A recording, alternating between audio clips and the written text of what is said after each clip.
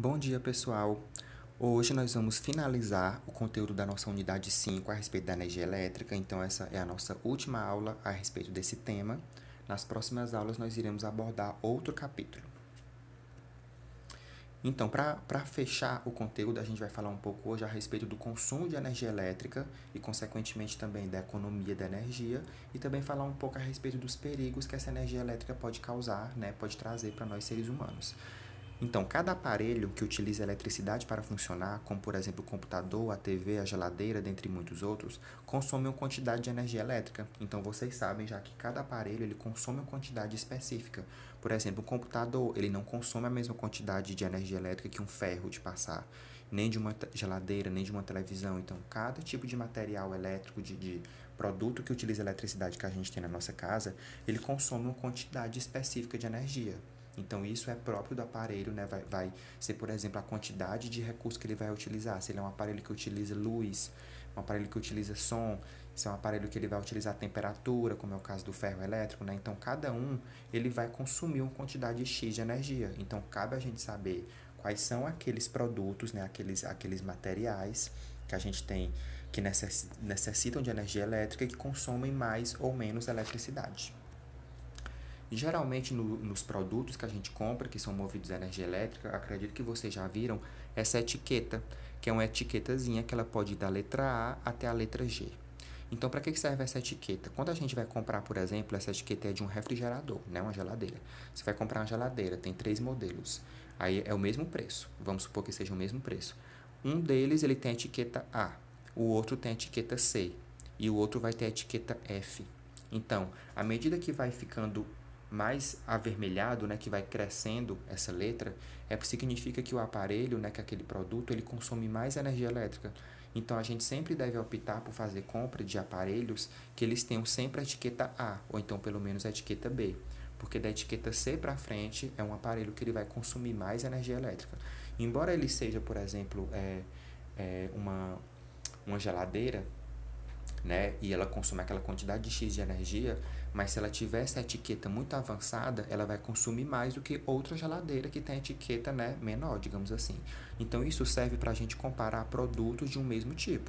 Então, você vai fazer a comparação dentre as geladeiras que tem naquela loja para saber qual é a mais econômica. Você vai fazer a comparação dentre os ferroelétricos que tem naquela loja para você comprar o que economiza mais energia. Então, você não pode usar essa etiqueta para comparar, por exemplo, uma geladeira e um micro-ondas. Não vai servir. É para comparar o mais econômico dentre os aparelhos, os produtos de uma mesma categoria, digamos assim. Então, o que a gente poderia fazer, Você está lá, você comprou todos os aparelhos para sua casa, você tem lá na sua casa os aparelhos eletrônicos que foram comprados pelos pais de vocês.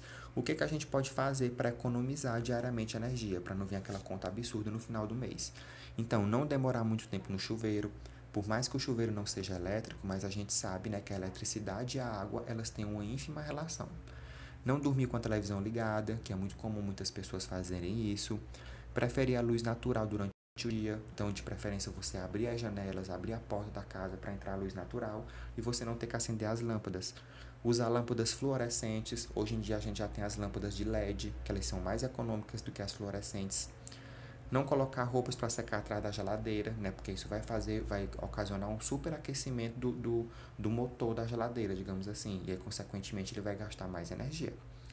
Em dias quentes, deixe a chave do chuveiro na posição verão. Isso aqui, no caso, é para quem utiliza chuveiro elétrico, que não é o caso da gente aqui no Piauí, porque aqui já é muito quente. O que seria, então, uma potência de energia elétrica?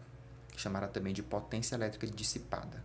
Então, essa potência elétrica dissipada por um condutor é definida como a quantidade de energia térmica que passa por ele durante uma quantidade de tempo.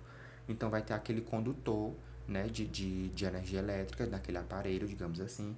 Então, a quantidade de energia elétrica que passa nele em determinado tempo vai definir a potência elétrica dele. A potência elétrica dissipada, ou seja, o quanto de energia elétrica que ele vai consumir, o quanto que ele vai gastar, o quanto que ele vai, digamos assim, que está relacionado com a conta de energia elétrica daquela residência naquele final daquele mês. Então, vocês estão vendo que tem uma formulazinha aí, mas vocês não precisam se preocupar com essa fórmula, porque a gente não vai fazer cálculo nenhum, é só para vocês entenderem mesmo essa relação aí da potência com a eletricidade.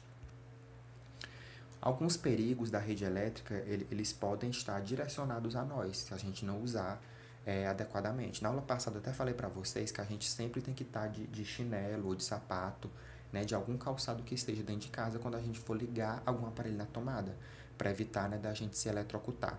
Então, por exemplo, que cuidados que a gente tem que ter, né, para não ser eletrocutado por um choque elétrico?